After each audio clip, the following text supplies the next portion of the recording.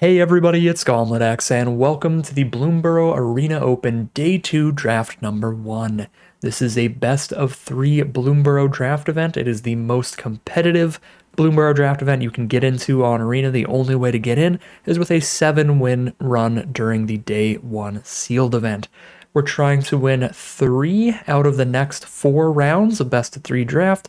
If we can do that, we qualify for Day 2 Draft Number 2, where there are cash prizes on the line up to $2,000. So without further ado, let's just hop into this event and see where the cards take us today.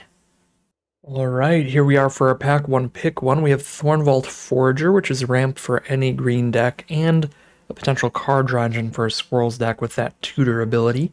Seems like the strongest card in the pack.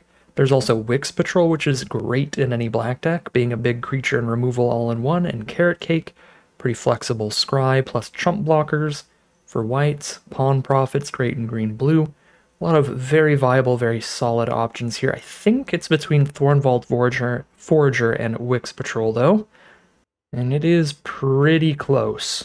The Forager is a little bit more narrow, where it's only going to be great in specifically Squirrels, whereas Wix Patrol is going to be great in any black deck. But this is going to be solid for anything, and it'll be a little better if we end up in Squirrels than Wix Patrol would be in its best deck. I don't know, I think I kind of want to leave things more open, though, with Wix Patrol here, play it pretty safe. The Forager is somewhat of a committal pick there, because we do really want to end up in Squirrels for that. Pick 2 is already an incredibly mediocre pack. Wow. I mean, take out the trash for the best removal in the pack. There's Early Winter for mediocre removal, but at least it's on color. Mediocre because of that high mana value. Root Weaver for ramp. And I guess we could take some Graveyard Recursion like Nocturne and Mudflat Village. These do play pretty well later in the game. This is just a super empty pack all around. Like, Take Out the Trash is the best card by a tiny bit, but Nocturne's not too far off, and it keeps us on color to our first pick. Basically a mulligan on that pack as a whole. For pick number 3, we did get past a pick 3 Valley Flamecaller, decent sign for red, and black-red is a great home for this. Black-red Lizards is the archetype, where this is going to add 1 to all of our creatures' power, basically, adding 1 to the damage they always do. Yeah, I like taking that as a solid sign to try to move towards Rakdos. Red as our second color to go with the black here. Other reasonable options are some fine removal with Repel Calamity towards white, or Head of the Homestead as the most flexible option, a solid card if we end up green-black or white-black thanks to the hybrid mana. Pick 4, not a great pack here. Again, we've got that mediocre black removal we could take, or we can take Blacksmith's Talent, which is very slow, but it does take over any board stall, kind of longer, grindier games, because now any creature you top deck is a giant double striking haster. So wins any top deck war kind of positions. But pretty bad otherwise, because you can't commit all that mana to not really impacting the board. So it's not like a super great, super high pick, but there really isn't one in this pack. Best card might even just be Dire Downdraft, like some mediocre blue removal. Pick number 5, somewhat late for Brambleguard Veteran, and Sunshower Druid and Formation in the same pack. Some decent signs towards green, maybe? Yeah, I think Soothsayer really is filler enough, even in black-white bats, that we can take a speculative green pick here, with green looking more open. So I'll take the Veteran. Pick number 6. Really not a lot here, although Steampath Charger and Ravine Raider are fine filler playables for the Lizards decks. Kind of want to go Ravine Raider here. There's not a lot of like playable 1-drops, and Ravine Raider is one of those. There's a lot of 2-mana cards that are somewhat replaceable on curve. Yeah, I'm going to get the Menace card. The other thing that's really nice about Ravine Raider is that in the Lizards decks, you have a lot of cards that really care about having dealt damage to your opponent, and there's plenty of them you can play on turn 2. This is one of the few ways to deal damage to your opponent before casting a 2-drop, because if every creature in your deck is 2 mana, you're not going to deal damage to your opponent until turn 3 anyway. Daggerfang Duo, fine filler for any black deck, but best in green-black because it helps you forage. I think I like that better than the filler red removal of the Assault here, as we do have a little bit of a backup plan towards green, potentially. Another Daggerfang Duo now. Decently late Seedglaive Mentor, but that's not the biggest sign in the world. This is one of the weaker signpost uncommons, but it's still pretty solid. It's not like we're getting past like a rare this late in a specific 2-color pair or anything like that. Yeah, I'm just going to grab another Daggerfang here. Pick 9, Dire Sights, or Rampager, actually. I'm not super high on Dire Sights, so I could go for the Rampager. Alongside our Veteran, so we're 2 cards deep towards green.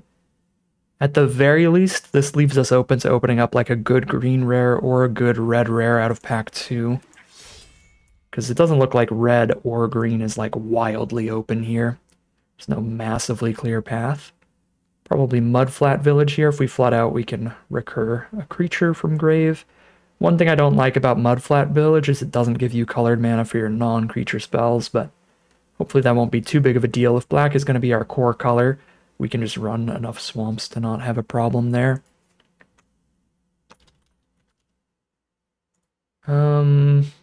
I guess if I take Roughshod Duo, weirdly enough, we have like a green-red raccoon deck started here. We have 4 really good creatures towards that. And then we get last pick Junkblade Bruiser. That is certainly interesting, actually, because then we have Veteran, Roughshod Duo, and Rampager. All these are raccoons, and the Flame Color buffs all of the raccoons. So that's kind of exciting. Really don't like blue-red, and I haven't taken a single blue card yet. Ral is basically the best reason to be in that color pair, but feel with the picks we've taken here, it's a little late to dive into the weakest archetype, even if we'd get the strongest card for it here. There's no good cards for the raccoon deck. There's really just good black spells. Either the Overseer is a potential card draw engine if we can get a lot of foraging or food tokens, which we currently have a 0 of, or Nocturnal Hunger that's good in literally any black deck. I feel like it's gotta just be Nocturnal Hunger for the removal there. Pack 2, pick 2. Fine beefy raccoon thing. Not too much out of red, just Brambleguard Captain and Steam Path Charger. And straight up nothing in black. This is honestly just another really disappointing pack. The power level here is incredibly weak. There's not even like a powerful off-color card. It's making me feel bad about the colors I'm in. I think this pack just kind of sucks.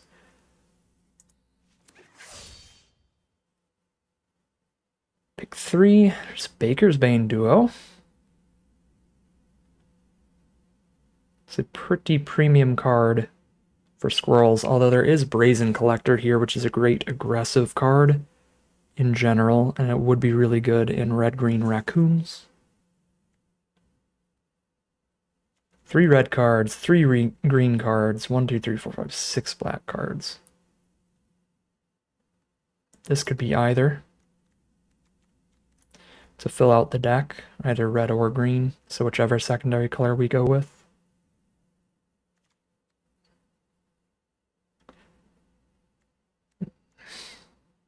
Really don't like 1 toughness and Baker's Bane Duo. The food token makes it synergize really well in green-black, and there's Bushy Bodyguard. Excellent forage card for green-black squirrels. Feels nice. Wix Patrol over the Squirrel Rare might be a little awkward now, because looks like we're strangely maybe ending up in green-black in the very end. After all of the debating here earlier. Yeah, Bushy Bodyguard's by far the best card in this pack. Another pretty weak pack in general. There are 3 solid cards, Wave Rider, Bodyguard, and Warren Elder. And then a pretty steep drop-off. There's like good filler like Orator, and then after that it's like mediocre filler. Pick 5, Glide Dive Duo is great at 5 mana. Root Weaver's great for fixing and ramping. It's actually a really good black-white card with Star Charter, but it's definitely too late to go black-white. We have to use one of our 2 secondary colors that we've actually picked spells towards. I think it's Glide Dive Duo, although our curve might be bad enough right now to take the mana ramp from the Root Weaver. No, I think this card is just more than good enough. It's an evasive threat that also drains your opponent for some life no matter what. I like Glide Dive Duo a lot. Pick 6 is Nothingness. There is one really good card, Lily Splash Mentor, but we're certainly not green-blue. But then there's Mentor, which is, or Seedglade Mentor, which is pretty good, but we're certainly not red-white. And then there's Filler. Sticky Tongue Sentinel or Scales of Shale. I think I take the Scales here. I want some more non-creature spells. This will be a little expensive as a trick in this deck because we don't have a massively high lizard counts. But we don't have any good Sticky Tongue Sentinel combos right now. We have some really expensive ones. I have like a 5-drop and a 6-drop with a good ability to try to pick up with the Sentinel. Pick 8. Another Daggerfang duo, I suppose. Pick 9. There's the Herbalist, which is incredibly filler. We would like to cut this by the end of the draft. Same with the Assailant here. And the Negotiation. Although Ravine Raider can stick around. Makes our double Scales of Shale cheaper. So what do we got out of pack 3? I like Tree Guard Duo a lot, and that is competing with our rare. I think that's the best non-rare card in the pack, is the Tree Guard Duo. Just a great enter the battlefield effect that gets so much damage in. It's probably still the Coiling Rebirth, though. We're a deck with 3 copies of Daggerfang Duo for self-mill, so we can try to get some good creatures in the grave early, and if we're really lucky and we get like a Wix Patrol in grave, Coiling Rebirth on Wix Patrol can be so much -X/-X.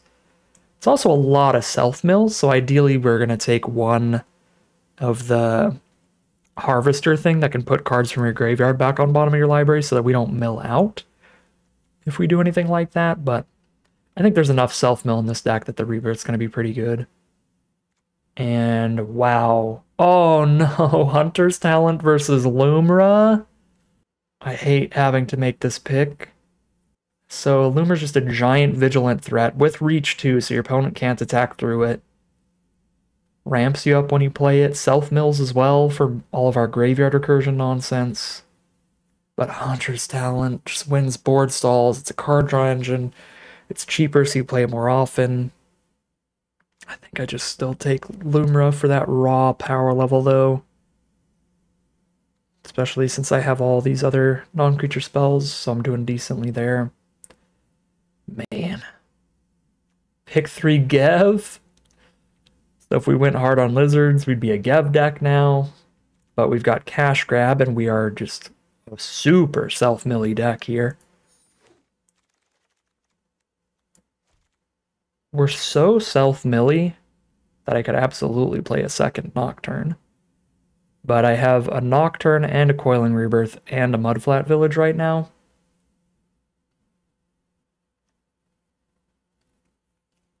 I like the Treetop Sentries a lot in here. It's going to be very easy to forage. I'm taking Treetop Sentries. We might even wheel the Nocturne. It's not a particularly popular card. There's another Cash Grab. I'm pretty low on 2-drop creatures, though. I feel like Baker's Bane Duo looks pretty premium, but Corpseberry Cultivator also, because we're so good at foraging, seems big. But I'm going to get that 2-drop in here. Come on in, Baker's Bane Duo. Pick 6? Alright, I'll take another Nocturne over another Glide Dive Duo, I think. With the self-mill where it's at. Well, I don't know. We saw another Mudflat Village and another Nocturne. We probably get like one of those cards back. I only really need one more piece of Graveyard Recursion. There's another Cash Grab. Jesus.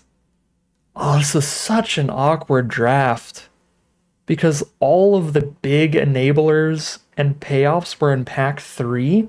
Where it's like, yeah, here's the Black-Red Lizards deck. And here's the Black-Green Forage deck. Like, we needed to see these in pack 1 or pack 2 to get a really solid lock on our strategy, but they all showed up in pack 3. And they're for both of the decks too. Man. Alright, 2-drop Lizard, come on in. Let's get one of those graveyard recursion spells to wheel. Oh, I'd be surprised if we don't. Oh, shoot. Wow, okay. Weird. Guess none of the recursion wheeled, so we'll just have the 3 pieces of recursion.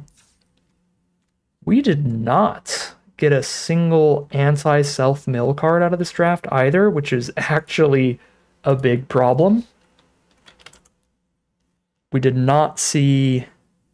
I think in pack 1 I saw one of those changelings that lets you put cards from your graveyard back on bottom of your library. But we didn't see any of them near the end of pack 2 or during pack 3 at all. So if we mill our whole deck, we just die. Which is sketchy because we have a lot of self-mill. Okay. I mean, that means maybe I want to cut some. Like, maybe we just don't play the Dagger Fangs, because I'll still have 2 Cash Grabs and a Wix Patrol and a Lumra. Still way more than enough self-mill for the amount of graveyard recursion we have and the amount of forage we have. There's not a ton of forage, not a ton of recursion.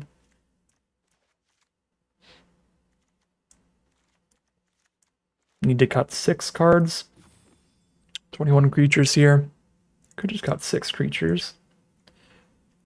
I'm just playing this as mostly a 3-mana 3/4. We don't have that many raccoons. Actually, these are both raccoons. Yeah, no, Veteran's actually solid here. And like if we offspring this later, that's 2 raccoons for the +1/+1 vigilance.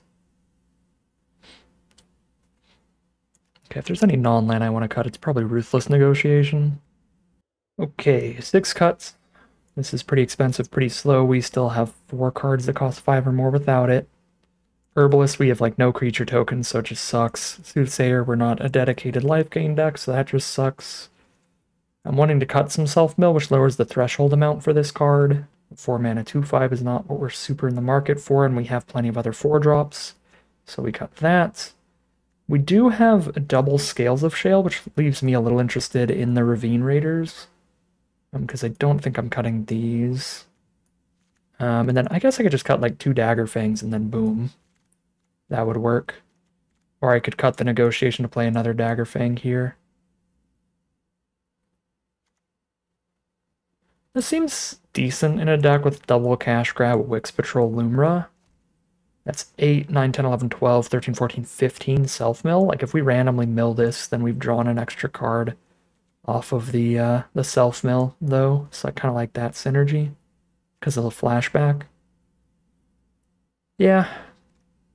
I feel like this is probably the build we roll with. Obviously, as I said during the draft, I'm not super happy with how this went. Would have been hard to see the future and see exactly where to end up with. I feel like the Rakdos Lizards deck would have ended up being the strongest one because we got Gev and Fireglass Mentor in pack 3. But I don't remember any clear signals towards that during pack 2 at all. There were just okay filler lizards, okay filler removal spells. We would have had to just stick to that. Yeah, kind of just an awkward draft in general. Again, looking over everything that we saw during the draft, we saw pretty much all of the major payoffs and enablers in pack 3. Like all the good stuff clumped up in that final pack to where it's like, here's all the Golgari Squirrels cards, here's all the Rakdos Lizards cards, make your pick now. And you really want to be able to make your pick and commit to an archetype before that. But yeah, we kind of had to commit without perfect information, commit when we just had decent cards either way. And that kept us off the slightly stronger Lizards path towards this kind of weaker average green-black deck here. Again, still not the absolute end of this world, or end of the world. We have a decent deck here. We don't have as much removal as I would want, with just a Wix Patrol and a Nocturnal Hunger, really. But we can hope to leverage some Scales of Shale to help out with that.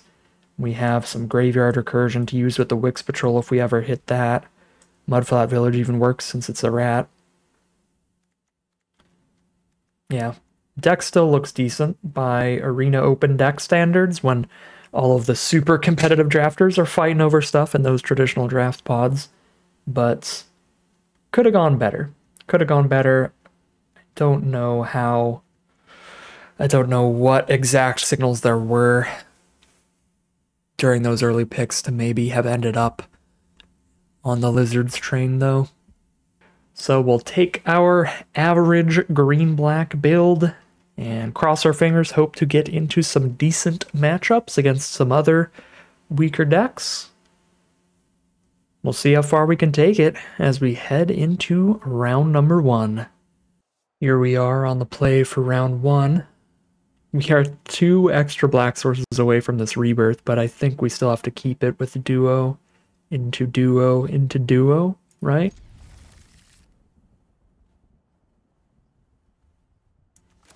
I mean, this one's going to be much later than turn 4. I just couldn't resist saying duo, duo, duo. Do need to top deck some lands here, ideally. Ravine Raider to start it off from our opponent, and that Menace is going to get us here. It's going to get some damage in, for sure. With the Coiling Rebirth in hand, we are certainly milling with Daggerfang Duo. Another Ravine Raider. The one-lander from our opponent. Bold moves over there. Well, we attack in because 5 is a lot more than 2. So we win the race right now. Did mill a land, but I'm happy to mill the Ravine Raider at least. That would be a bad draw right now. Lands are the good ones. So I'm not happy to mill the land. At least I didn't mill a swamp, so we could still hit second black for rebirth. Up the odds of that. Oh, wow. Alright, well that certainly explains the keep from our opponent. The turn 2 potential Flame Cash Gecko is what they were going for. They didn't get it till turn 3, but it's still going to be great here because that means every card in their hand is a spell here. So they're just going to dump their hand as quick as possible and try to kill me real quick with these cheap spells. So I've got Rush Shield, Rampager, Brambleguard, Veteran as my options here. If I play the Rampager, I do get to expend for Baker's Bane Duo to attack in as a 3-3, but it still just trades into a single 2-2 anyway. I mean, I've got a Coiling Rebirth coming up. I think any trade is good for me. And weirdly, 17 life plus a food token. I think I'm just gonna keep the pressure on here.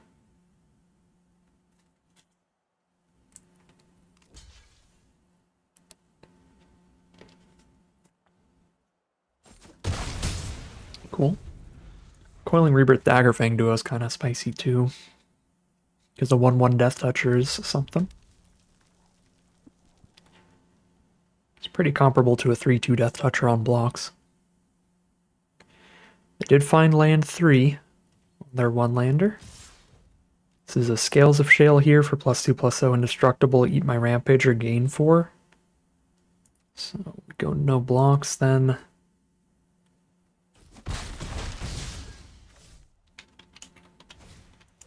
Actually, a lot of spells it could be. Could be a burn spell where it is certainly not as bad for me if they block.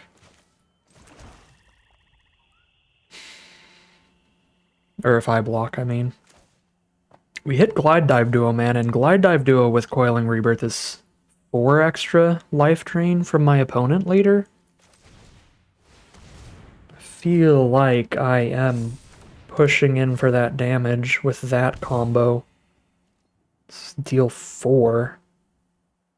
At 15, they have 1, 2, 3, 4, 5, 6. Unless they have like the +2/+0 to everybody trick here. Oh yeah, they can just use Scales of Shale on blocks. And that's pretty good. Sure. But yeah, like we're definitely not dying on the crackback. Man, Scales of Shale is just a nasty card. There's not much I could really do about it. Because it puts me in a position where if I play around Scales of Shale, I don't ever get to attack and I don't ever get to block. I just wait for their board to kill me pretty much. Alright, Cittering Cutthroat is big. They're at 14.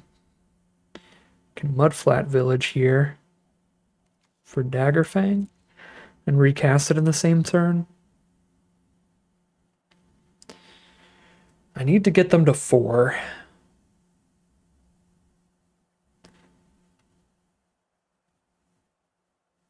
Probably just cast Brambleguard Veteran, hold up the ability to use Mudflat Village. That means I don't get to expend 4 this turn, so no Baker's Bane Duo attacks. But we can slowly kill them in the sky without too much of a problem. I might even pick up the Rampager here, so if I top deck a land, I get to Offspring that this turn.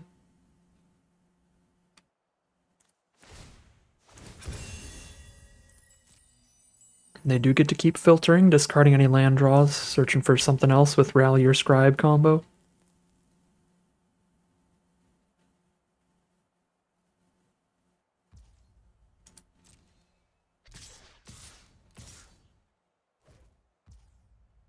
I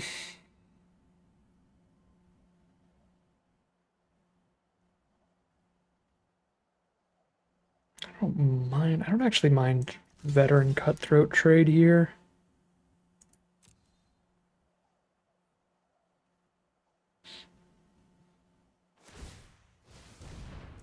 With the Mudflat Village around. Although I'm still probably getting the bigger Raccoon. Life gain. That I do mind. But they're playing off the top, and I'm going to have a 4/4 blocker for the Assassin. Alright. Oh, I can't pick up Raccoons with this. Shoot. Might be a Coiling Rebirth turn then on Rampager. And don't let them draw the card.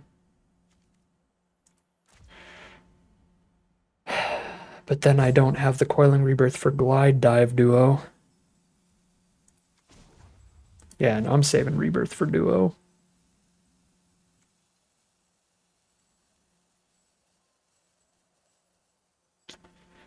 I guess I can wait till my turn, because now the biggest thing I can pick up is a 3-drop anyway, so I spend 2, crack this, pick up a 3-drop, and cast it. This way, if I top deck one of my 6-drops, I can still cast it, and both of them are incredibly good right now, so I want to be able to do that. 5 cards in the grave, I have enough to forge without this food, so I'm going to eat the food here instead. And then now I'm open to any 6-drop in my deck getting cast. But we did not draw any 6-drop.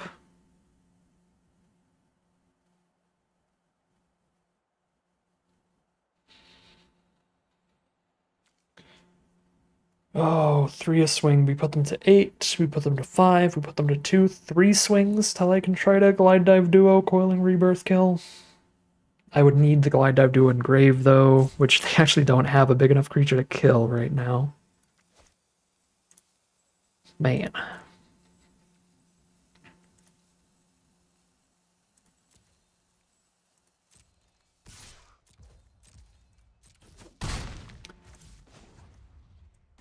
Got a lot of very live draws. Guess that's where we're at now. Looking for the live draws. And Daggerfang Duo looks, because we have Rebirth. That is not what I'm looking for. They are a black deck. I'm going to keep this extra land in hand in case they have their own Ruthless Negotiation. Thoughtstalker thing. If they had the Thoughtstalker thing, they can play it post-combat, though. And Thought Sees Me.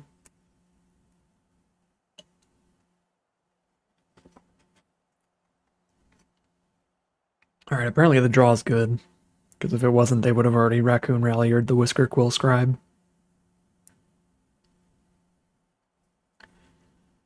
Not happy to see that. Another combat trick? I feel like if it was another combat trick, they just attack with everybody.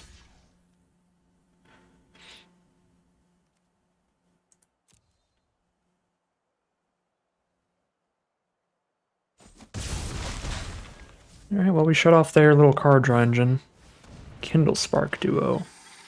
That is solid. Cash Grab is very good with Rebirth and a Squirrel on board, though.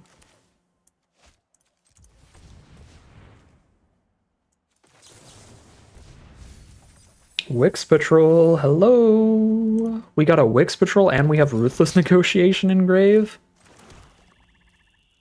Oof. If I don't die here, I am so winning now.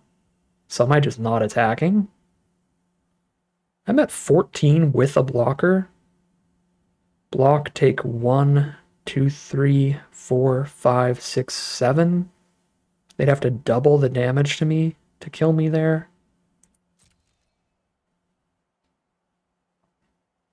I still feel like I'm so locked in for a win if I don't die that I'm just going to play it real defensively now off of that cash grab.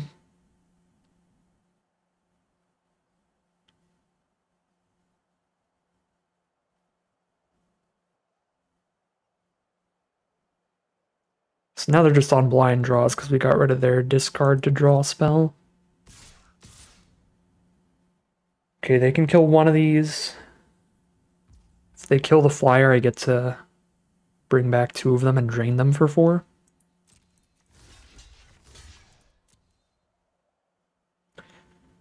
Oh, please tell me this isn't the Thoughtstalker Warlock. Then they get rid of my Wix Patrol.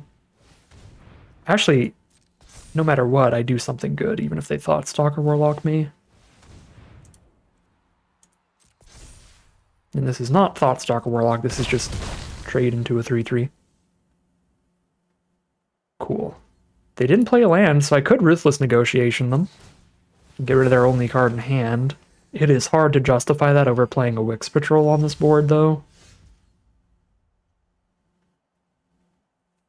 Coiling Rebirth is also theoretically lethal next turn, because they're going to be at 4 life against 4 power flyers. 3 incredible options.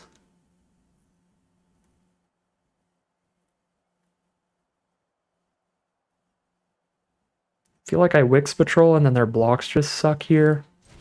And their attacks.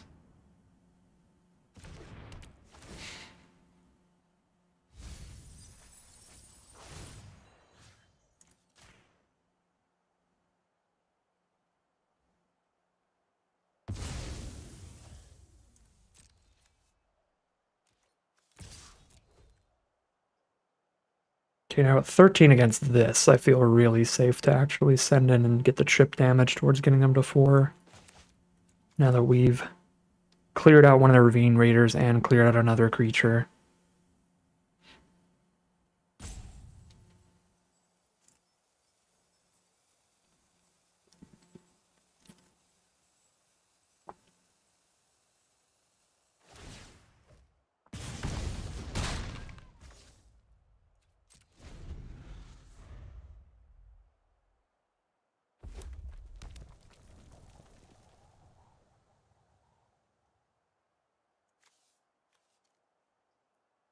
I guess if they have a Season of Loss, that's like the one card that could randomly kill me. The black mythic rare. Deal damage to me for each creature in their grave. Oh no. 5, 6, 7, 8, 9, 10, 11, 12. Oh my god, really? Oh, no, the recruiter doesn't have haste. Oh, but I'm in such a spot now. 4 life. Oh, Hazel's Nocturne, you're so close. You're so close, Nocturne. I don't have the mana to do that and the Rebirth thing, though. So I have to just do the Rebirth thing, because that drains them and gets me 2 blockers up here. Okay, I'm at 3. I'm at 2 when they duo. I'm at 1 from the assassin thing. But I gain 4. So I'm gonna have to be able to not take 5 on blocks with 3 blockers up if I attack with duo.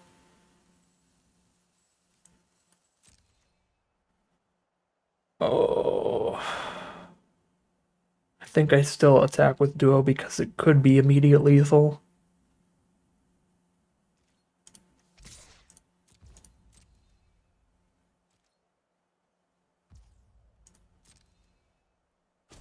beautiful.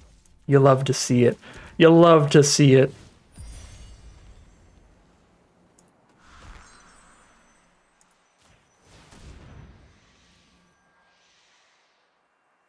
Ooh. Stressful game of Magic. But we definitely gained a lot of information about their deck here. That will be good for playing around stuff in games 2 and potentially game 3. So let's make a list of instants and non-instants. Instants were Scales of Shale, and that's it. That's the only instant we saw to play around. It's a really not a very easy one to play around, though. Because it kind of still just does good work, even if you play around it. 2 Raccoon Ralliers, 2 Ravine Raiders. Reptilian Recruiter is something I want to put in all caps as something for holding up enough blocks to not die to that. Because it can significantly change combat math on blocks. I'm going to put that on the top of the list. Okay. Do we have a sideboard for this? I could play Ravine Raider, but they don't actually have a lot of 1 toughness cards, so it's not like Ravine Raider blocks well. It would make my curve lower, but it's all 2 toughness or more because their Ravine Raiders can get buffed, so this doesn't really help us block much. They're a quick enough deck, they'll have 2 or less cards in their hand often for like Bandit's talent. Actually seems somewhat reasonable, maybe, in this matchup. Maybe even the Psychic Whirl. Probably not. Yeah, like, the thing is they're going to dump their hand early enough for a card like Bandit's Talents that they're going to have the 2 or less cards triggering a lot, or the 1 or fewer cards. But also I don't want to commit too many cards into the deck that don't immediately impact the board, because I want to be blocking early. So we can cut like a big, slow Rampager for Bandit's Talent. But I don't want to put like the Mind Whirl in for a discard 2 here or anything. This is slightly sus, because our black source cannot cast our non-creatures. But we'll roll with it. I actually like the Assassin here quite a bit for the life gain. And 3 toughness blocks all their 2-mana 2/2s, of which they have a lot of.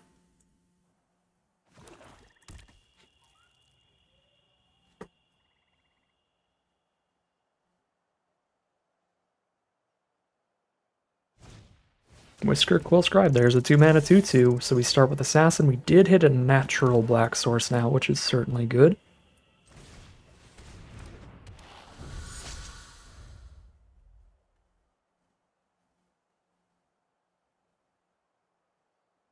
Can duo into Sentry's draw card. Oh, absolutely trade a Scales of Shale for the Assassin this early, before Scales does anything better.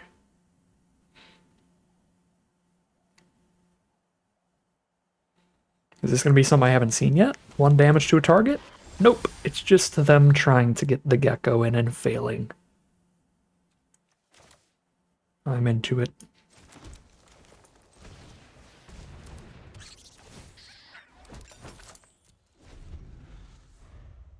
Great turn 4 and 5 now. We saw how good Flyers were game 1.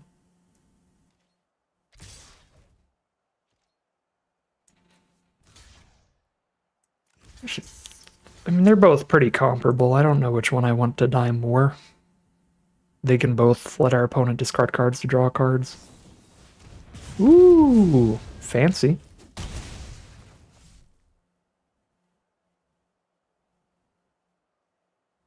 I guess that was the better way for us to block then, because that got them to not discard a card, draw a card for free while doing that. Cool. Hazel's Nocturne's a big one. Super helpful here. But we got to be on Sentry's draw card. Have a 2/4 against the 2/2s. They need Scales of Shale now. And that is a big card to play around in the future. That Rabid Gnaw would have been very good to know about leading into that block. Okay, Ravine Raider. See if they have the Rabid Gnaw and the Scales of Shale here. Nope. No attacks. I could Daggerfang Duo and Cash Grab. Or I can just glide dive duo. Don't really want to block with glide dive duo though, and I do really want to block period. So let's play Dagger Fang. Hazel's Nocturne in hand. I think I will take the mill here. And our opponent's deck is fast enough. I don't think we're really worried about ever milling ourselves out.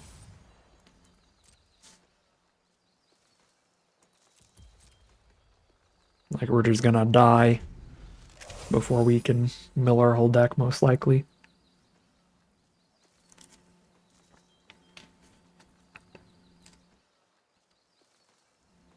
We're gonna win or lose before we mill ourselves. Okay, they've got a Heartfire hero as well. We didn't see that yet. Apologies about the Forge audio being glitched. But I don't develop Magic Arena, I just play it. Bunch of spells in hand, I'm guessing here. A lot of options. I mean, on board they already have options. Discard a card, draw a card off Gecko. How much do they want to buff the Raider? Stuff like that. Send in the Raider, get the trade into the Dagger Fang duo here. If they send in 2 creatures, they're guaranteed to deal damage to me for anything that they need to trigger. With Nocturne in hand, I'm taking trades here. 100%. Nocturne in hand and Mudflat Village on board. We can grind out these 1-for-1 trades, even if our 3 drops trade down into 1 drops. Raccoon Rallier's the play. Sure. Cash Grab finds us. Another Glide Dive duo. Pretty beautiful. Pretty beautiful. Pretty expensive, but pretty beautiful. And that's a bat, so Mudflat Village can actually bring this back. So I will just put it in harm's way, actually. We've got Nocturne and Mudflat Village, and get to keep redoing its Enter the Battlefield effect anytime we're replaying it. So they've got the Raccoon Rallier Heartfire hero combo now, which will get sketchy over time, but it's going to take another 2 turns before it can attack past our sentries. Because it's a 2-2 right now, they have to wait till it's a 4-4 to get it through. And they're going to go for immediate value, discard a card, draw a card instead. Discard an Assassin. They're really digging then. It was a fine playable creature here. I'm guessing they're trying to find ways to break through sturdier creatures, since our creatures are just bigger than theirs on average. War Squeak is away. It's going to give them an attack this turn, and that's already a 3-3, so it will be a 4-4 next combat. That's a snap block with the Glide Dive duo, because if the hero sticks around, it's going to be too big to trade into it ever in the future anyway. Unless I bring back a Death Toucher. I guess I got to just bring back a Death Toucher then. I would not mind the trade at all here. Nice. So it's not going to get any bigger then. Cool. And what is the final spell in hand? Another Flame Cash Gecko. Alright, cute. They got a bunch of 2-2s, but my single 2-4 already looks good, and Wix Patrol looks even better. We get rid of their card draw engine of Whisker Quill Scribe, and they're playing off the top with a board of 2-2s against big black creatures and Graveyard Recursion, and they're in a bad spot here. Milled my Coiling Rebirth, that's a little sad, but it is what it is. Alright, we saw no discard spells from my opponent, so I'm just going to be slamming lands onto the board here because I have so much to do with all my mana. Kindle Spark Duo, sure, I'm at 19, go for it. Ping me for 1. Yep, send a message, they do it immediately. Ooh, Bushy Bodyguard, let's go. I should have more than enough expendable stuff engraved to make that massive. 4, 5, 6, 7. I don't have the mana to do that and Nocturne, though.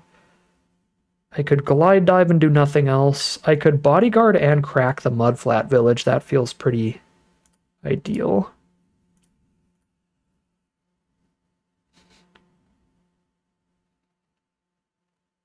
I was going to say, if this Wix Patrol dies, like, if it kills 2 of these and then I get to bring it back with Mudflat, like, we're so immensely far ahead.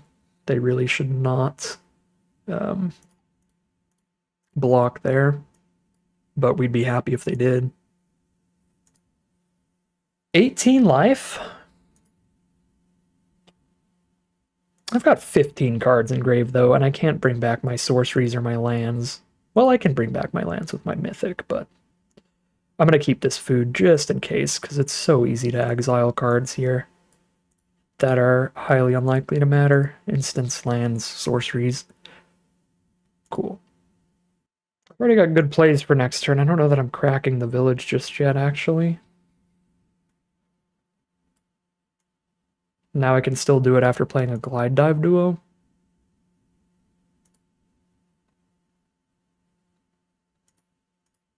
I've got gain 5, 2 from duo and 3 from the food. I'm just going to send in.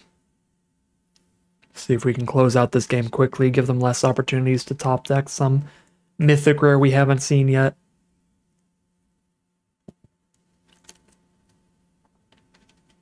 The scariest one would be if they managed to open a Season of Loss in their draft. They could make me lose my whole board. Scales of Shale's perfectly fine here. Yeah, sure. You got me.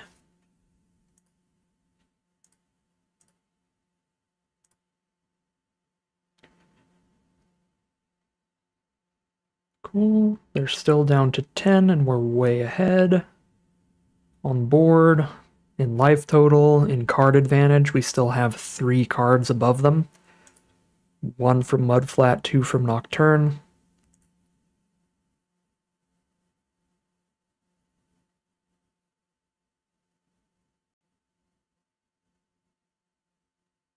Steam Path Charger, 2 creatures. Not bad at all. Mudflat the other duo, alright. We're just focused on ending the game now, rather than killing more cards with another Wix Patrol. Yeah, I mean, this just kills them in 2 swings incredibly easily. They have no reach or flyers in, like, their whole deck. So Glide Dive duos are where it's at. If a single one of these remains, they are very dead next turn.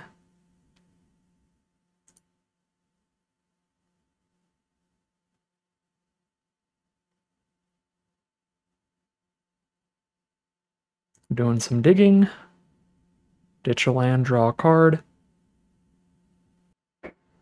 Might of the Meek, draw another card for more digging.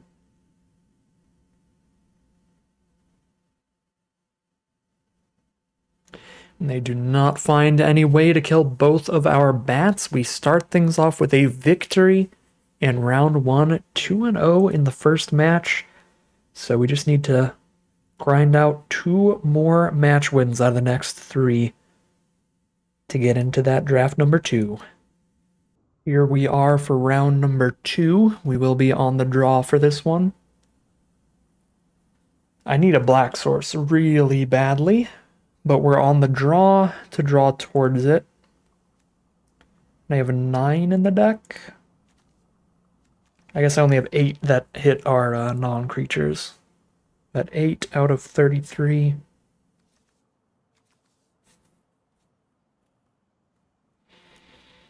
Got quite a few draw steps. I can trade off. I can eat a food. I think I keep. Stocking the pantry, turn 1. Little card draw engine right off the bat if they get some +1/+1 counters.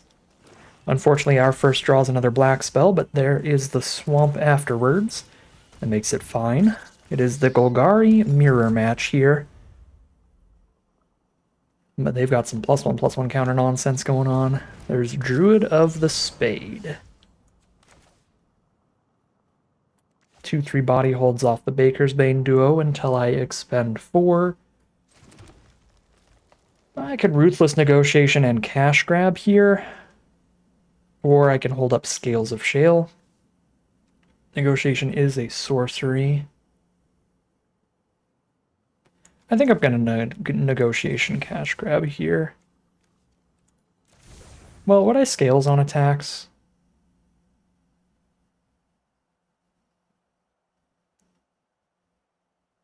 I guess I can scales on attacks and then still hunger their next play. Probably not, though. Let's just not attack. Negotiation, cash grab.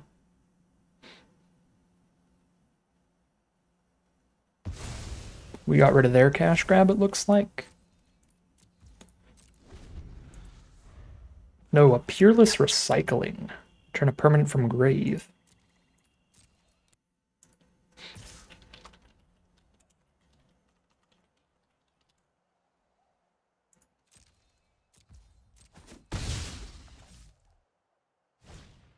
Cindering Cutthroat. Just a 4/3 body. But it does give them a card draw off of stocking the pantry.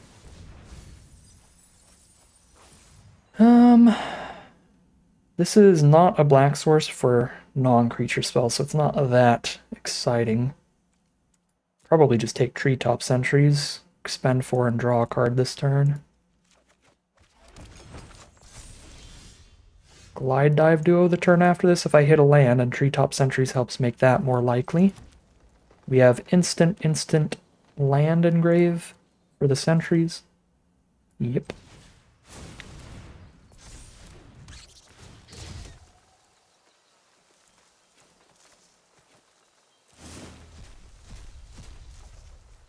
Find another Baker's Bane duo. Alright, we take a big hit here if they make a token. So we're just going to draw Stocking the Pantry card. Send in the 4/3, that's it. If they made a token, we would take 8 that turn. Dang, did not hit the land, but we did hit a cash grab to help pick it up.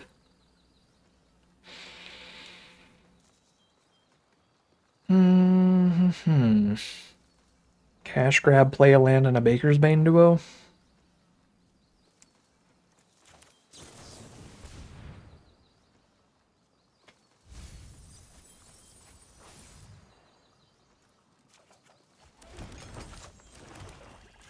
That's the expend for the attack as well. Now I've got the double block set up for the Cutthroat.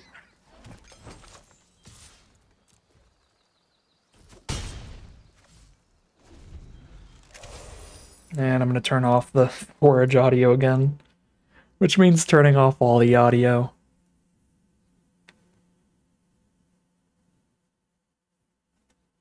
It's just how Arena is sometimes. Oh, they could cast a removal spell here and 2-for-1 us, but it's not that detrimental. And they don't have one, so we trade our 2/4 up into the 4/3. Feels good. Couple 2/3s there. If I expend 4, I've got great attacks still. They can double block and trade, but that's fine. Yeah.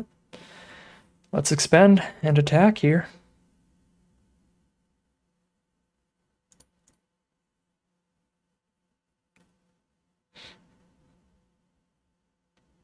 Sure. 2/2 trades up into the potential 4/3 trample. Land 6 from our opponent, that's a big number. That gets us to like Wix Patrol and our Mythic and stuff. But our opponent plays nothing yet. Would like to expend 4.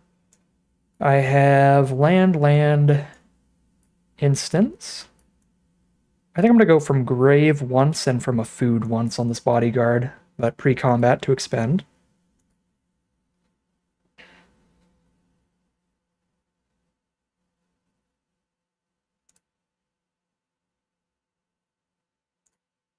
Land, instant, submit. Food token, submit. Go squad go. I'm actually holding up Scales of Shale since Glide Dive Duo is a lizard. Kind of beautiful. And I'm holding it up without Arena being all cheaty face about it. It's secretive. 9 life, I can just Scales them to put them to 4 and then Rebirth kill them with Duo Engrave. They don't hold up life gain here. So Galewind Moose is a big instant to keep in mind. I didn't see it coming because last turn with 5 mana up they did nothing also. Okay, they're tapped out. They died a Coiling Rebirth. And we have a little party here. Okay, so very similar decks here. Feels like a grindy, slower kind of deck that's really trying to hit these Haymaker 6-drops. So we're going to have a scary time in the late game. But we did pretty great in the early game here. In this matchup. Okay.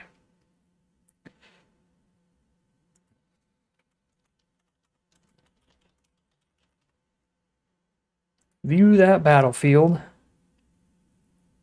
Yeah, Wix Patrol, Gale 1 Moose, huge 6-drops. There's another Gale 1 Moose they milled. So they're all about hitting that 6 mana and dropping Moose all over the place. So Psychic Whirl actually seems somewhat reasonable here, where they're going to have a couple cards stuck in their hand in the late game because they're trying to get to these high mana values, so ripping 2 of them could be ripping like a Moose and a land or something, which is pretty reasonable in a deck that doesn't have a lot of removal that can actually kill something like a Moose.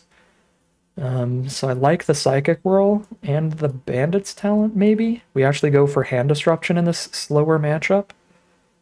I like the Flyers, but they do have a lot of Moose anyway. I think I just like Glide Dive Duo because that card's busted. Card's just great. What do we do here? For Psychic Whirl and Bandit's Talent, what could I swap around a little? Yeah, nothing seems horrible here. Maybe Ravine Raider's just not that exciting. Although that'd be dropping to 14 creatures when I think we want to play the more aggressive role here. Scales of Shale never lined up that crazy. We certainly can't cut Nocturnal Hunger or Hazel's Nocturne or anything. I like the Daggerfang duos, actually. I think those are really reasonable. Maybe even play another over Veteran just because all the Moose. That's our big play against Moose. Bunch of duos. We get trampled over, but we kill them on the first block that way.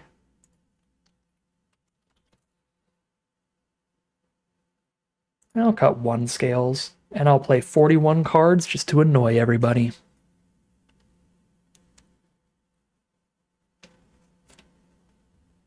It's the anti-mill tech. If this is going to be a grindy or slower matchup, all our self-mill could stack up. Now it's slightly less likely to. Okay, well, great start, great end. I thought I cut you, Ravine Raider. I guess I did it slightly too late. So I didn't actually change my deck? Dang it. Wait, no, 34, 1, 2, 3, 4, 5, 6, 7. I guess I cut 1 out of 2 or something. Oh, I feel like I need more pressure in this matchup. I'm just waiting until turn 5. This is like really floody. Hello, the exact same hand. I guess I'll just play way too slow and be down a card. Thanks, Arena. Appreciate that. Sunshower Druid. Very solid in their deck. Their slower deck here just buys them a lot of time. A 1-mana 1/3 that gains life as well when it hits the board. Good early game defender.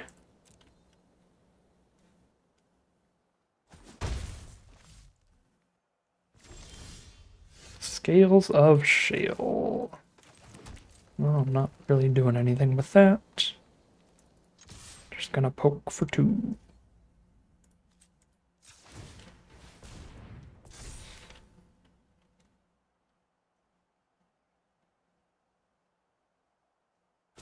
This Treetop Sentries is so bad. There's gonna be no foraging. Druid of the Spade. There's the 2/3. Glide Dive Duo. It literally is my 7-card hand, just minus a land. Disappointing. Scales on blocks is pretty dang bad, but they're on mono green right now. Uh-oh.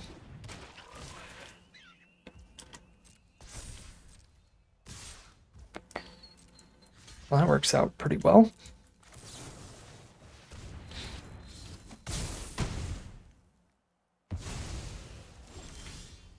Psychic Whirl, 3 cards in hand.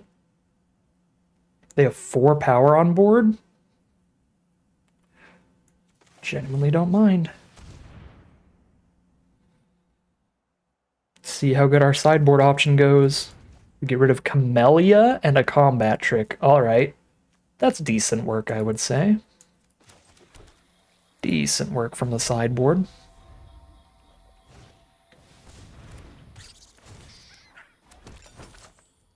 Got rid of that Camellia, that would super win the long game.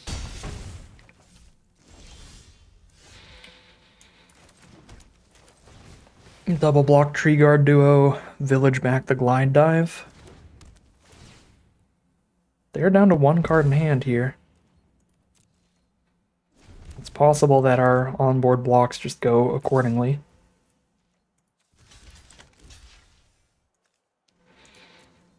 That is card number 3 in my grave for Treetop Sentries. And I can't Mudflat Village that back. Head of the Homestead. Alright, they are out of spells here. All we need to do is stabilize.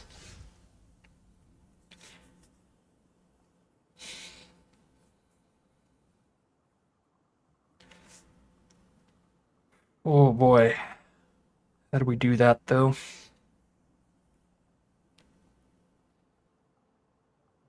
Could have a 2/2 Ravine Raider on blocks, spending 4 on Treetop Sentries or Bushy Bodyguard.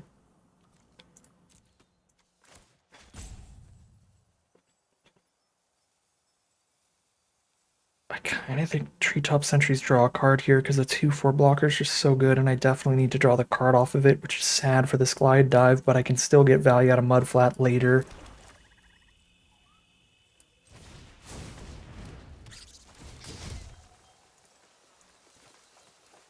I do demolish my audio, though, doing this.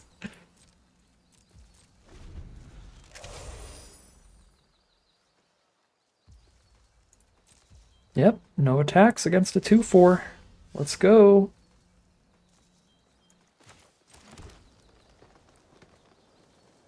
Bodyguard, I can pick up the Bodyguard with Mudflat Village to actually forage later. Sure.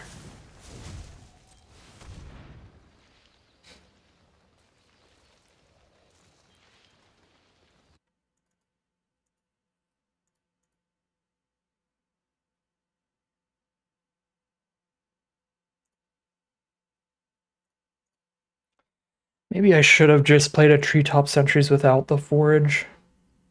Because Glide Dive Duo would be getting a lot of damage in right now. Well, hello there.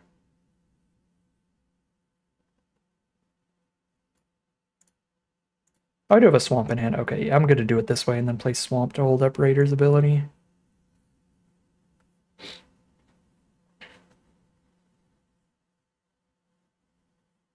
Concession in the Arena Open. That's how you know your opponent's really unhappy. They're not even going to try to top deck removal for Lumra. That is 2-0 in round number 2 and 2-0 in the matches as a whole.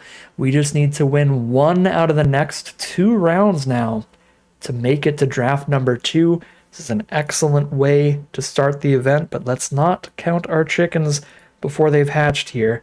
We're still going to have to play really tight and hopefully get into some more similar matchups. Those were the kind of decks I was thinking of and hoping to pair up against, where they certainly had to run a bit of filler there, competing with all the other drafters for the good stuff in their pods. So, yeah, 2-0 to start it off. Love how things are going so far, but we got to do our best to keep it up as we head into round number 3. Here we are for round 3, starting on the play. We have Duo into multiple cash grabs to hit the lands we need to make it to Sentries and Glide Dive Duo. No matter what. And if I top deck lands naturally, we can cash grab into more threats. Playing against a blue deck, they start with Fountain Port Bell for fixing.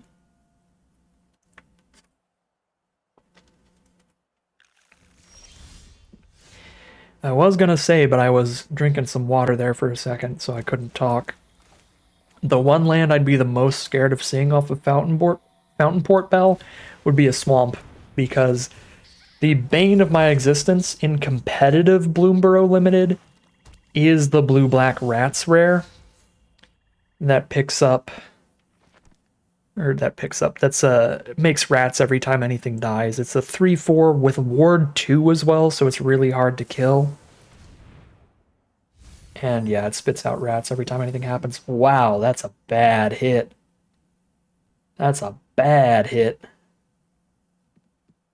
I dug 4 cards closer to a land, but that is some really bad luck on that one because we needed mana.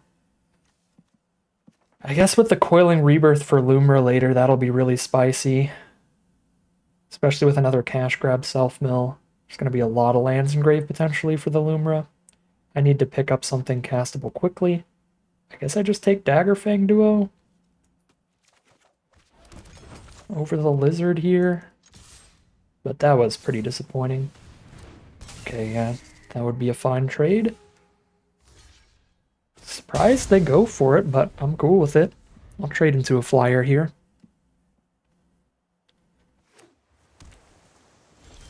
Okay, we did hit the land here, so I can Daggerfang Duo. But I can also cash grab immediately. So I can try to go 4-drop, 5-drop these next 2 turns, which feels big. How does Loomer work? So a 1/1 Lumra doesn't actually do anything. So I would just be reanimating the Vigilant Reach Lumra with Coiling Rebirth, but that is super fine. The 1/1 would remain a 1/1, despite the text. Yeah, I think I'm going to go on cash grab here. I miss out on 1 food token.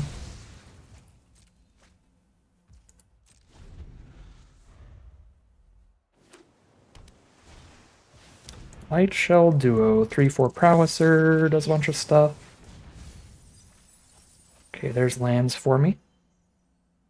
I do need double black for Coiling Rebirth, and Mudflat Village does not do it, so I do need the swamp.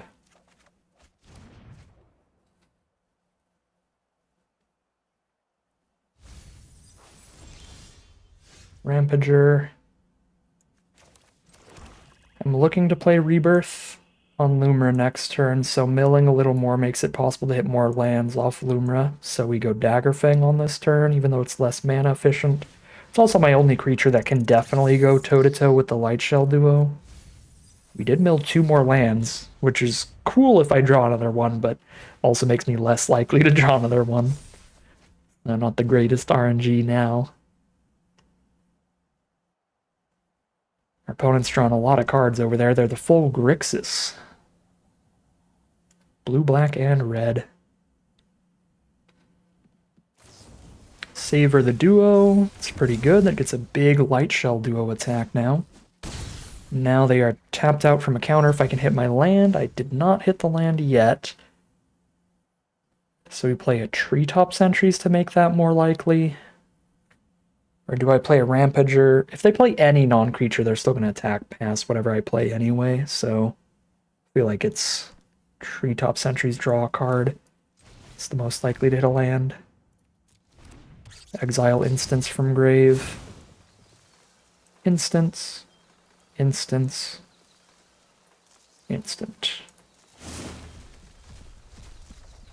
There's the land, so I can rebirth next turn. Well, we can see if we can grind out all the removal before I reanimate Lumra. I might actually mill out in this matchup. What is this? Draw a card. Get 2 copies of Light Shell Duo? Jesus Christ. That is terror bad for me. I'm actually dying pretty fast now to that. Alright, that is a bomb and a half. Season of Weaving.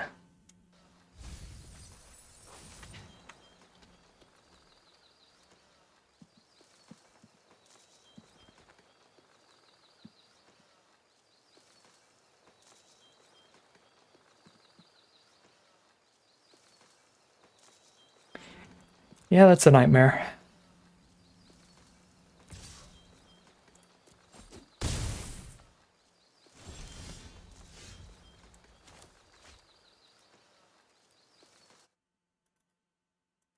Sometimes you want the multi-million-dollar game to just work.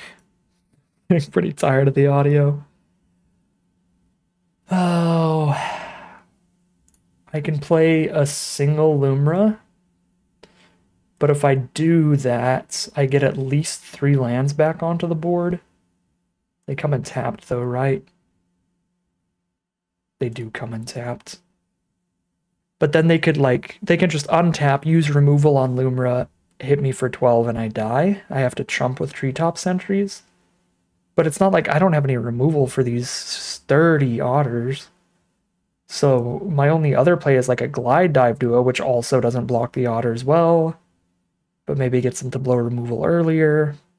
I guess Bushy Bodyguard plus Baker's Bane Duo is the maximum quantity of blockers, and I can try to do double or triple block things, but they've drawn so many cards, thanks to the season and stuff here, that they're likely to have enough tricks to make any blocks I make pretty bad.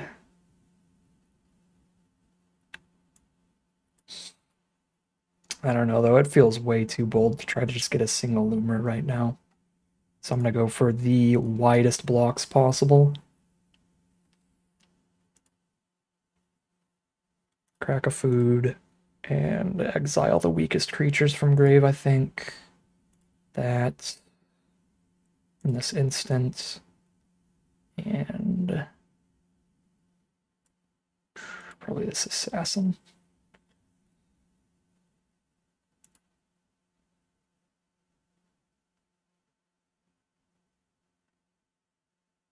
I might have to do weird blocks where I just put my entire board in front of one Light Shell Duo because of prowess. No shots. The Season of the Bold Mythic too. So every spell they cast does 2 to a creature. They just shred my board here while prowess triggering. Oh my god. This is the polar opposite of our first couple matches. This is just every rare and mythic in the entire draft bot, I guess. Disgusting. All right.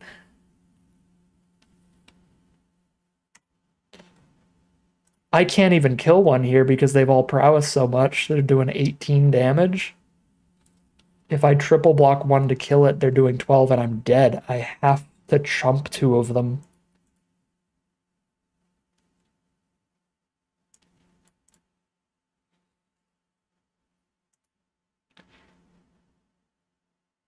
Wow. Well, this might just be my comeuppance here. Our opponent's deck is ridiculous.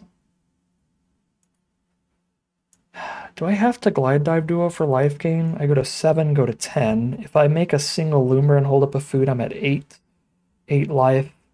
Block, chump. 1, 2, 3, 4. They only need to cast like a couple spells to kill me. But if I play Glide Dive Duo, then even on board, all I can do is chump chump, even if they play like no prowess spells pretty much. God. I'm not going to get the 1/1 Lumera.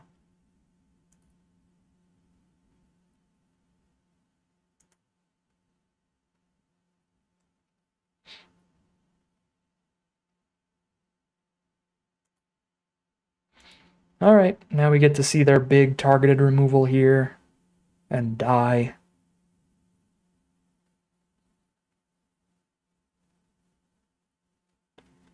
I guess they could also just double spell, kill my 3/3, and we die. Because if they double spell, that's double prowess. It's like 10, 11, 12, 13 damage. They can even Storm Chaser's talent back at instant or sorcery. Wow, yeah, this is just nutty over there. I don't know how we're winning this round. Their card quality is through the roof. Blooming Blast? That's the funniest way to kill me, but it does kill me. Because that stacked up with the Season of the Bold is 4 damage to the squirrel, which is dead.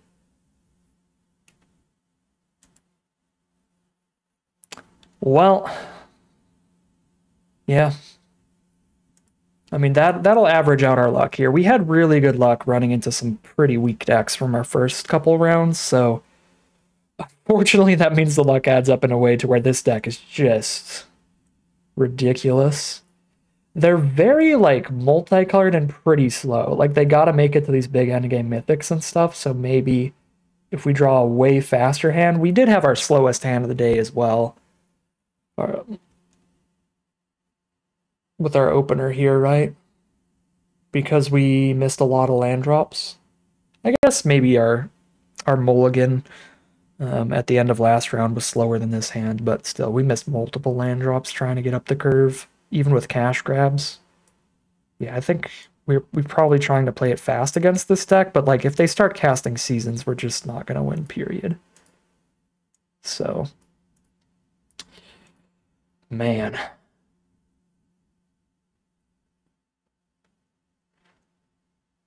Don't even have anything to really side in to get more aggressive. I could play another Ravine Raider. Suppose Bandit's talent looks pretty bad. We're never going to have a low enough number of cards in hand. Yeah, their deck does not look weak to discard. Maybe to the point where I can cut Negotiation for another creature. And that's how we get slightly more aggressive. Just another Daggerfang duo, I guess. Because those Daggerfangs do trade into the Light Shell duos, which were really sturdy. Yeah. You know, with all the self-mill, I still don't hate the Ruthless Negotiation.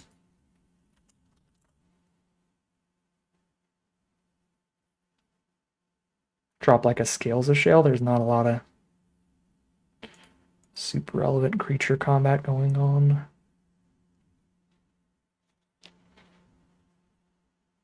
Alright, game 2. We have to do our best here. We need them to hit a way weaker hand. Well, we hit a way weaker hand, which is not exactly what I asked for, but it's some strange reverse world. Makes sense.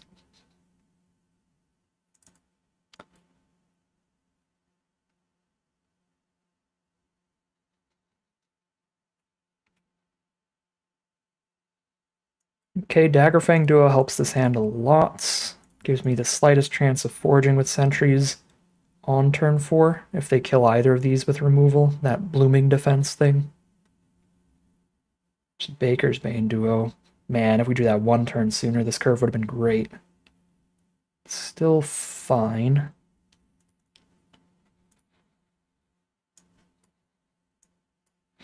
So if I don't have what I need to forge with sentries next turn, I can just play Baker's Bane Duo instead.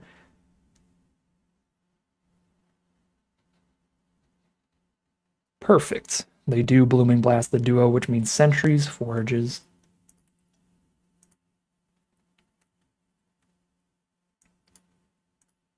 Nocturnal Hunger is a beautiful one against their Season of Weaving. Blow up whatever they try to copy before that resolves. We saw 0 counters from their deck game 1, so of course here it is. Double blue counter in the 3-color deck too? Yikes. Alright.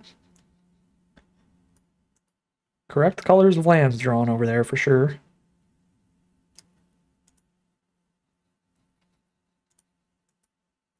Holding up Nocturnal Hunger, or hitting for 1 more damage. I guess I hold up Nocturnal Hunger, because it's only 1 more point of damage. And I'm also holding up Mudflat Village this way, or eating the food. Plume-Creed Escort, you can keep the flyer. That's fine.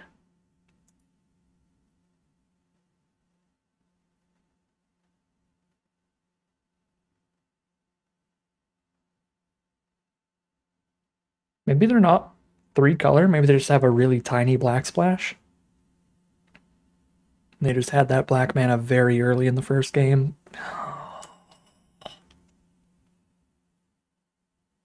I will be the haver of aneurysms today. So there goes both of these for free. They're on just blue and red then, which means it's going to be pretty hard for them to kill Lumra if I hit the land, so let's hit that land, shall we? Beautiful.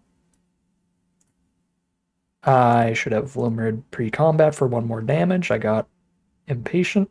I got antsy. That's a missed point of damage. Like the buffoon I am.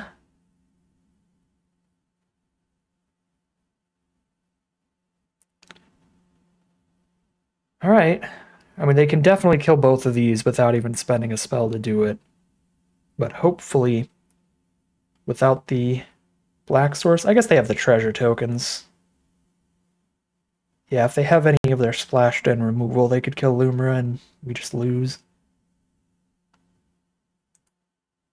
There's no way I block that at 18. They know Lumra has reach. It's got the gigantic icon and they highlighted Lumra a million times.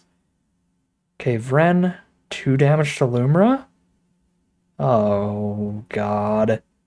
This is the card I was talking about, by the way, Vren. I've never beaten this in a competitive event.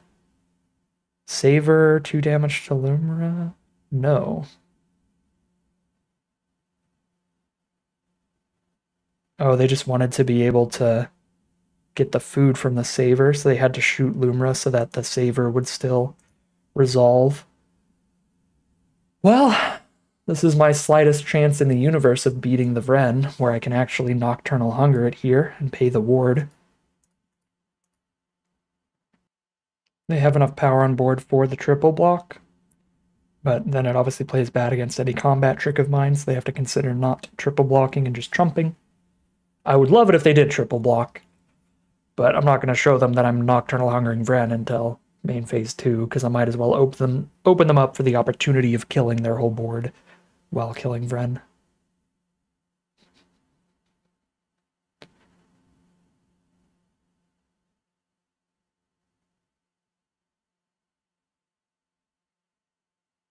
Okay, we get to kill the whole board while I kill Vren, unless they have Shore Up, specifically. If they have Shore Up, we're losing this game no matter what, because then Vren wouldn't be dying.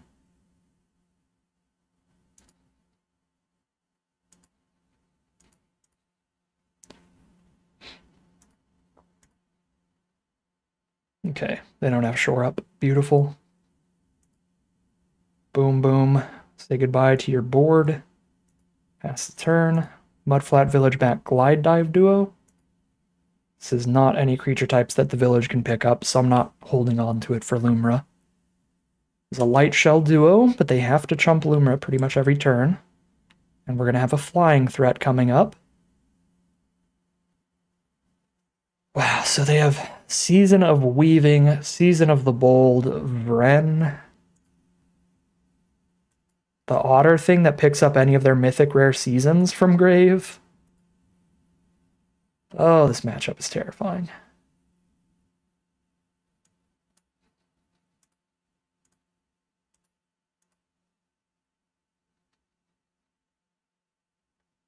There's the chump.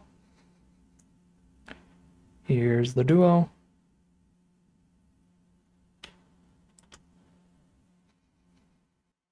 They did Surveil 1 to the top off of Light Shell duo, which is not a good sign. Your opponent's only going to surveil really good cards to the top when they're facing a Lumra. So maybe the splashed in black removal that kills it, or it may be like the Season of Weaving here to make 2 Light Shell duos draw a card.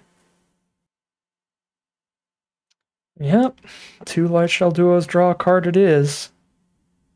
If I top deck a land, Lumra is still safe to attack, which is pretty spicy.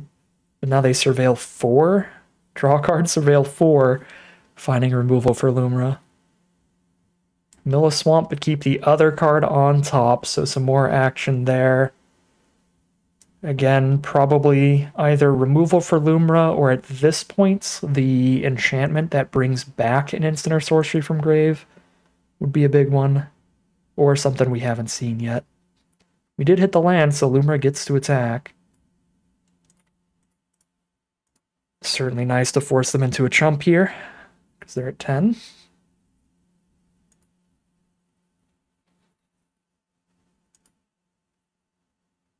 I mean, they were forced into a block either way, but if I didn't play the land, they could triple block and kill Lumra without even spending a spell. Let's see what they kept on top here, because they did it twice. Kidnap. Wow. Oh my god. both of the on-color seasons. Vren, Kidnap.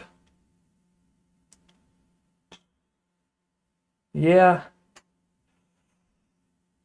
7 cards engraved for foraging. I'm gonna eat this food while I've got the mana up. It's just a land off the top. Our opponent is low enough on life that if we hit Coiling Rebirth, I can still win. We chump attack the Glide Dive duo, they kill it, and then I Coiling Rebirth them for 4. Nope, they've got a food token. Man, even that is not an out here. So I don't think we have any. Do another peek through the deck, but this deck just seems legitimately unbeatable. Hazel's Nocturne might be able to do it. That's a life drain for 2. Pick up 2 cards from grave.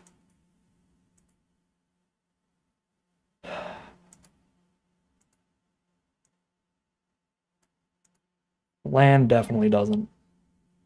Chump and die. Alright. Well,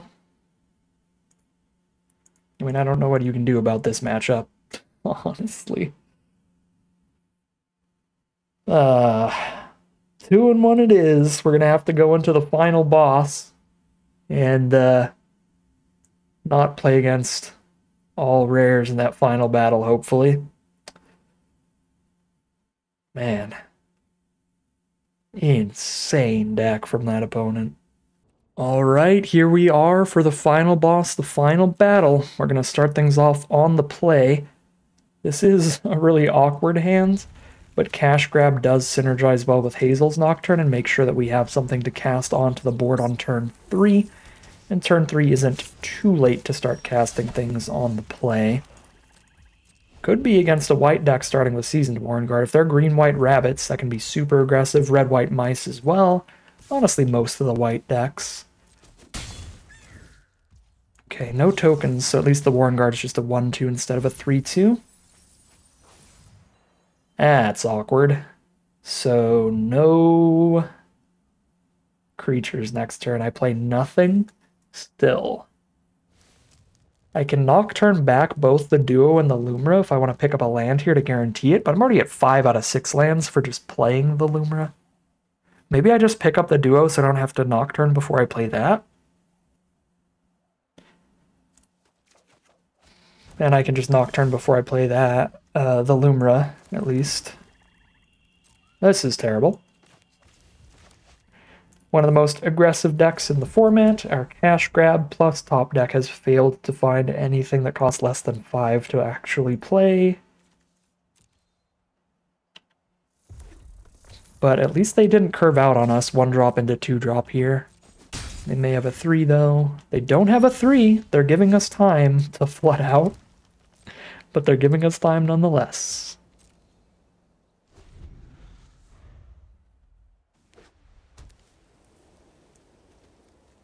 Am I gonna have to Nocturne back just Lumra at this point?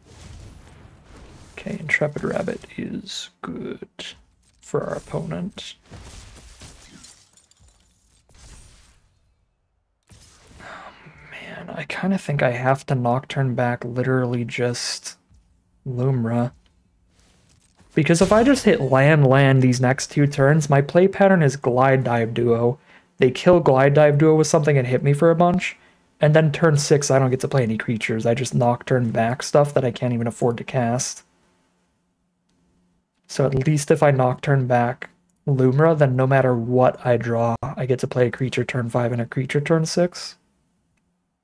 I feel like the odds of not hitting another creature are so low by now, though. We've got 7 lands out already. 9 lands out of deck already. Maybe I die for this. Cash Grab. Okay, now the odds of not playing a creature the turn after Glide Dive Duo are astronomically low. If I Cash Grab again and don't find any creatures that cost 4 or less, then we are truly cursed. Truly cursed. Okay, Roughshod Duo, please no expend. Was this expend and kill Glide Dive? Yep. Looks good.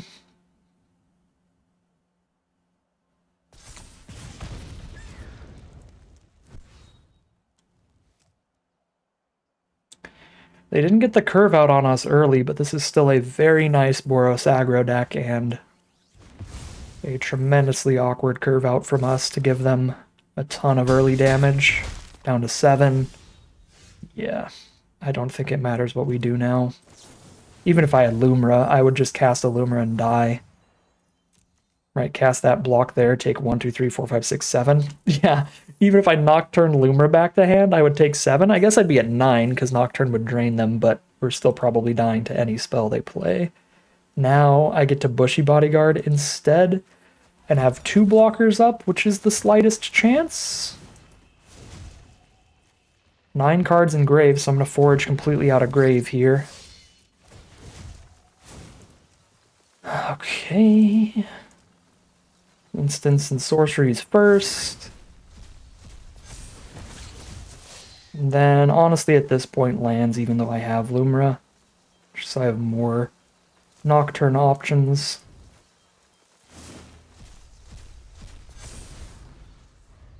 And let's find out if we just die anyway.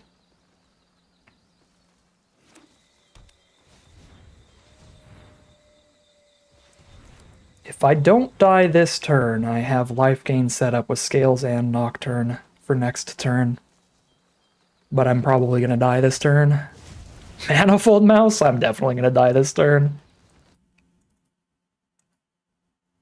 Double Strike, Trample Roughshod Duo, and they get to double strike somebody else if they have another mouse. They don't have another mouse, luckily, but Double Strike, Trample Roughshod Duo is incredibly lethal. Well, this game was unwinnable. We had 0 information about their deck, so I think that our keep was reasonable. But it went about as slow as it could have, and they ended up playing a very aggressive deck, so just die before we can do anything, really.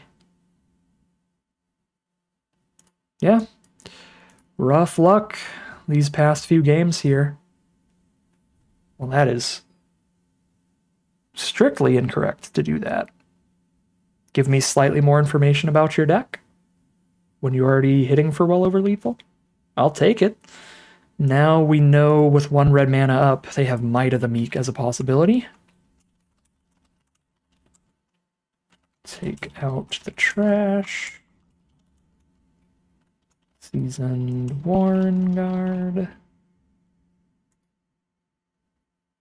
Got Intrepid Rabbit, which is nasty.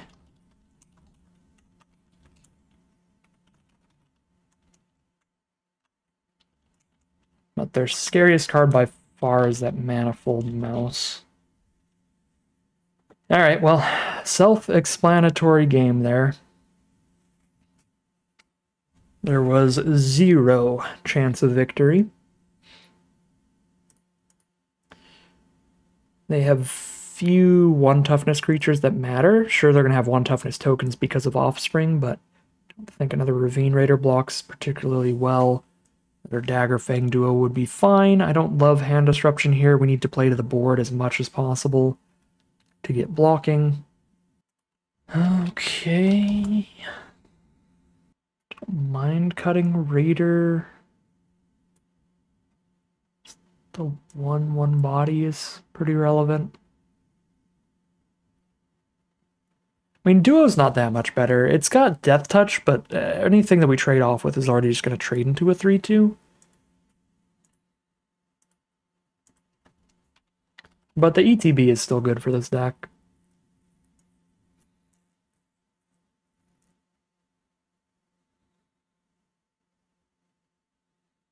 We got like a Rampager for an Assailant because it blocks better.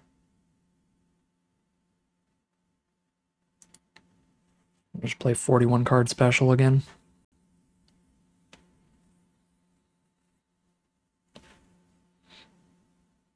All right. So, I mean, the big thing here is we need to mulligan aggressively to more defensive hands, and this is already a good defensive hand now. Got a 1/3 and then a 2/5. That is what we want to see in this matchup, and now we actually have a chance for game 2, unlike game number 1.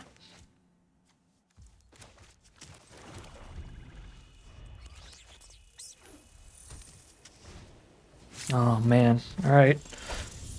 Start things off with a 1-drop again.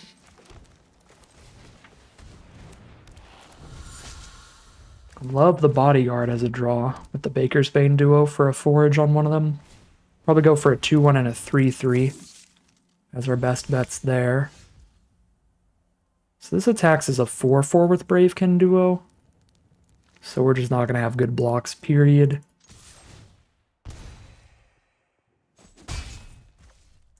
So might as well chip that damage in. Take our 4. We have no way of having 4 power on the board on blocks.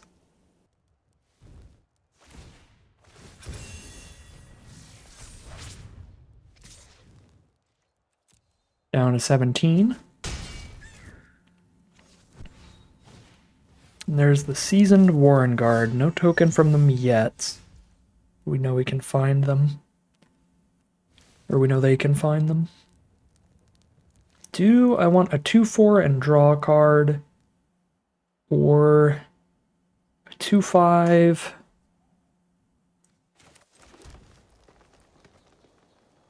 Kind of want to draw the card here. And a 2-4 body is pretty relevant. Can double block the Nettle Guard with that. I feel like we can win the long game pretty handedly. So we just play it really defensively here. Let's get ahead in cards and just keep dumping things on the board to stack into multi-blocks.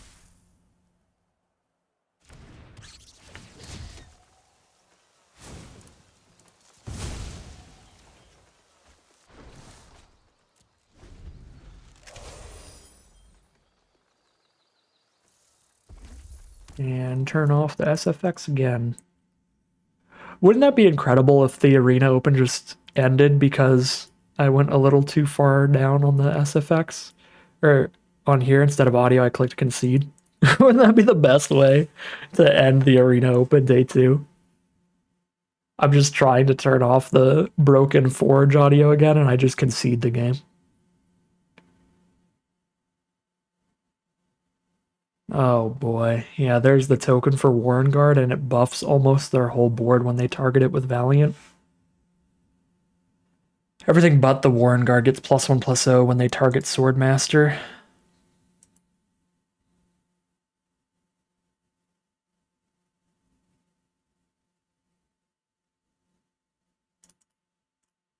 Goodbye, 2-4.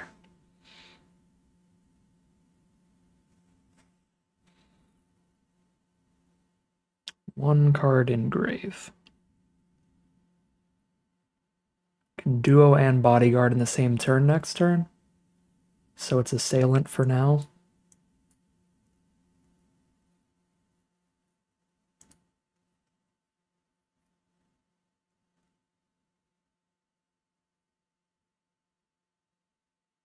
Two cards in their hand. One of them is Whisker Veil Forerunner with Bravekin duo on board. So every single turn they get their best creature in their top 4, and it's Manifold Mouse. Seems strong. Well, I thought this matchup might be winnable with the right hands, but it looks pretty comparable to last round again, where they got in a great draft pod for red-white mice.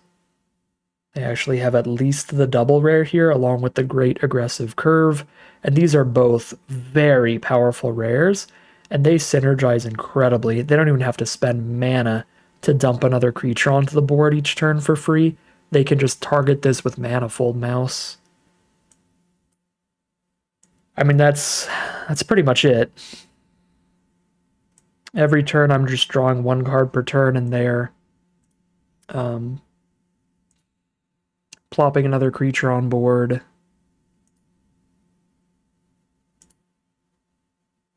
Guaranteed while drawing a card for turn.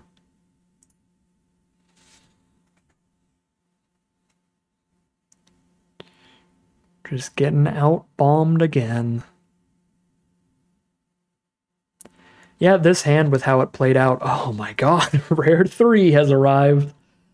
This hand with how it played out, 100% stabilizes without these rares at the end of our opponent's curve, and then we turn the game around slowly and surely in the long game off of like assailant surveils and stuff. Like they would already be locked out here, but they had the cards to top off their curve with the incredible Whiskervale Forerunner, plus the Manifold Mouse to trigger it for free. And now they're just spitting out another extra creature every turn, and just in case that wasn't enough, here's Jackdaw Savior, which is a 3/1 flyer, and if it dies, they resurrect a creature from their grave, put it back on board for free. A non-flyer specifically. Wow. They find the Intrepid Rabbit off the Whiskervale Forerunner to target the other mouse to give the whole board +1/+0. Straight up living the dream.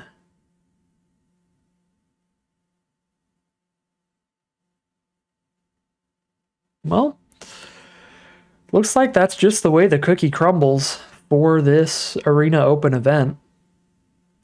It may be a bummer of an ending, but at least it's not the kind of thing where we punted it out with any specific misplays or anything.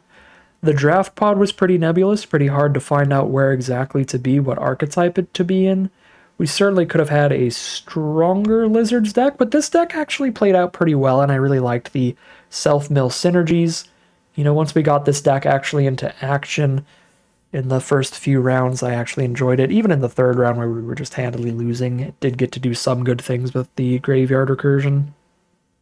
But, I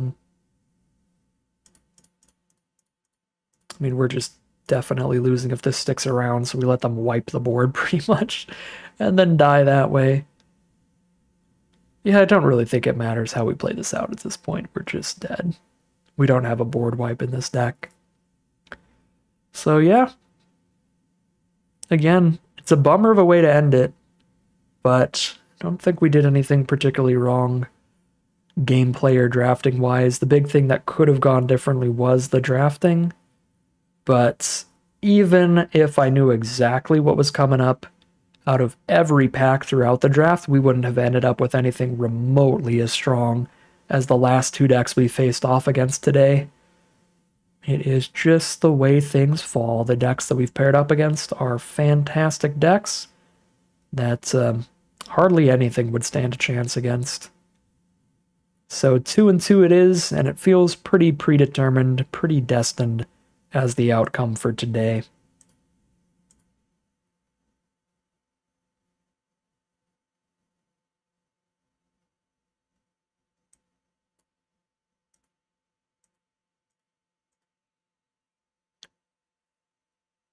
All right, so here is one final look at today's deck. It certainly played out better than it looked to me.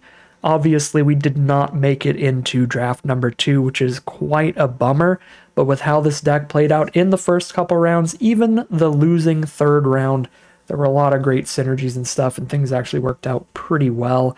The self-mill all was actually just great. I actually didn't really get super close to fully milling myself out, so I think it might be a net positive that we didn't get that card that can put things from our grave back on bottom, because unless we're about to mill out, that card's not that good anyway, and we were never at risk of that. So yeah, I loved all the self-mill with the Nocturne and the Rebirth, and the Mudflat Village, that worked out quite well.